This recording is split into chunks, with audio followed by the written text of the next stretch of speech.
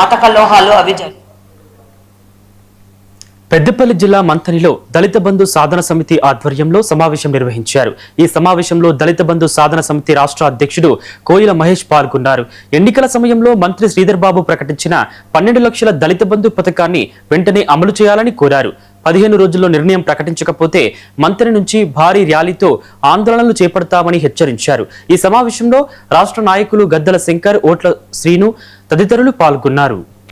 Manifesto committee chairman గా ఉండి manifesto రాసినవా, సోయిలేక రాసినవా అనేది కూడా మంత్రిని దళితులకు, రాష్ట్ర వ్యాప్తంగా దళితులకు చెప్పాలి. ఎందుకంటే పదవులు వచ్చేదాకా దళితులు మాలో సగ భాగం, దళితులు మాకంటే ఎక్కువ, దళితులు మాతో సమానం అని చెప్పేసి శ్రీధర్బాబు గారు.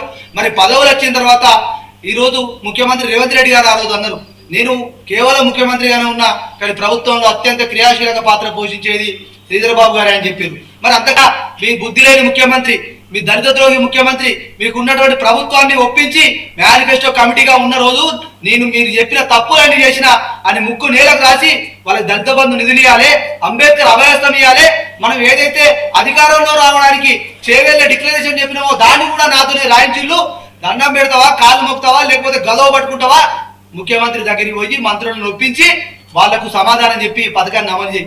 ఈ వేదిక మీద నుంచి మీడియా మిత్రుల ద్వారా మరొక డిమాండ్ చేస్తున్నా, మీకు పదవుల కోసమేనా దళితులు బట్టి విక్రమార్క గారు, దామోదర్ రాజు నరసింహ గారు, మొన్ననే సంఘాలకి పదవులు తెచ్చుకున్నటువంటి అడ్లూరు లక్ష్మణ్ గారు మొన్ననే ఎస్సీలను వర్గీకరణ రూపంలో విభజించి పాలించి